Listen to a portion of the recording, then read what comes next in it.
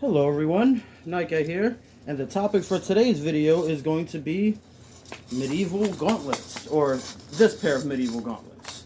This is a clamshell styled gauntlet, offering pretty good hand protection all over, especially when you close your hands up. It's going to be hard to feel anything on the hits on the outside. I picked up a pair of these recently. Mentioning in a previous video that along with the training weapons, you definitely want to get more protection as you go, which gauntlets are a great place to start. A while back, I had gotten some, let me set this down, I had gotten some regular finger gauntlets when I first started, which is, they're pretty good. Problem with them is, it's with any gauntlet I've noticed that I've tried on, you're just not going to get the finger dexterity that you normally get out of a regular glove, like a fencing glove or a protective work glove, etc. You're kind of sacrificing that, and that's something you have to accept. But for what you sacrifice, you get great protection. Now, what is the problem with gauntlets that allow your individual fingers to move freely? Maybe just adding plates on each finger. Wow, it's a pain in the butt to get these on. But there you have it. They're on now. Ready to go. The problem with regular gauntlets that, well, not regular gauntlets, but individual finger gauntlets, not this clamshell style.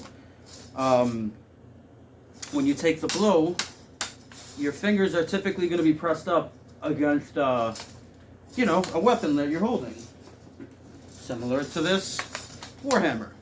So if I'm holding it and I'm in combat and I'm swinging, and they're trying to parry and counter, and their weapon comes across and hits me in the hand, or worse, hits me on this side, in the fingers, as opposed to being hit on this side of the hand, being hit here or here. My hand is pressed up against the shaft of this piece. So the force of the weapon with a clamshell is dispersed amongst the whole shell, not on one individual finger. So that is one of the main problems that you can get with individual fingered gauntlets. I do have a pair. It was one of the first style of gauntlets that I ever ordered. But I realized that you could still sustain pretty good injury, and you don't gain much for the sacrifice. Meaning, finger dexterity-wise, when I hold a weapon, this, honestly, I want to say almost gives me more. Because of the fact that on the inside, it's just a leather glove. I can show real close. I can still move my digits fairly well, even under, the shell. When they put together the individual gauntlets, per finger, you're going to have a lot of extra padding to try to mitigate some of the damage. However, with that extra padding, it's really hard to move those digits. Kind of reminds me of a while back. I ordered a set of fully chainmailed gauntlet gloves, where the chainmail is actually on the inside of the palm as well. And, the thought process, of course, is having full chainmail should give you extra protection. Well, it is, but it does come with a cost. With that chainmail, I can't actually fully make a fist or really grab onto things. So it's kind of a similar idea with this. So far, my favorite training gloves to use, medieval style that is, not including, like actual HEMA gear. I'm yet to order any actual HEMA gauntlets, and Red Dragon Army, I believe, makes a really nice pair. But they kind of remind me of the shell. The design of those, they kind of look like hockey gloves as well, the actual HEMA ones. But my personal favorite to use so far, that I found that were way cheaper and very effective, are just simple chainmail mittens. Same idea. You get one mitten so your fingers can still move freely underneath, and you get one solid mesh and padding protection over the hand, so that if you get hit, it kind of spreads it out a little bit better, I found, than individual fingered protection as far as chainmail gauntlets or plate gauntlets are concerned. So with that being said, I'm going to give these a try. I also like that these have a fully covered thumb, the thumb itself is also protected, and you can see there, even on the inside of the thumb it's protected. So just in case, I guess, if your finger ends up like that while you're holding a weapon, you know, maybe you fumble and you can't tuck your finger in. Actually, it grips a lot better with the thumb up. So that's probably why that's there like that.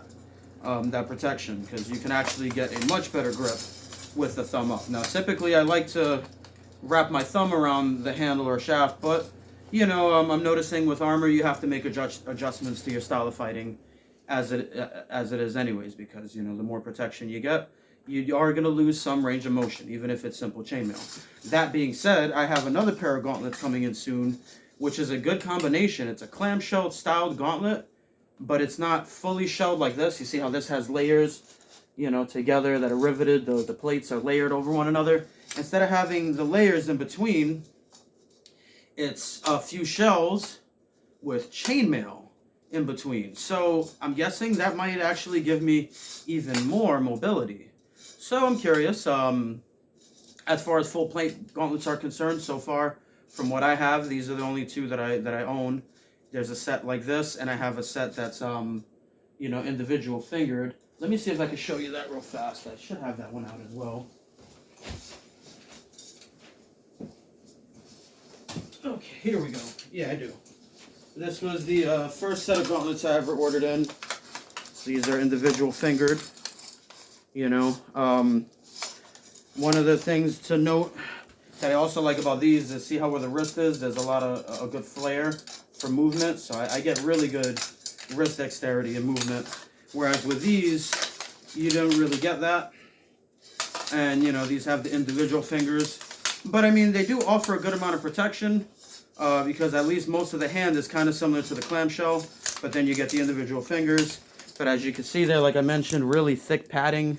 So you don't get a lot of finger dexterity. So let me get one of these off. My face is itching me really bad.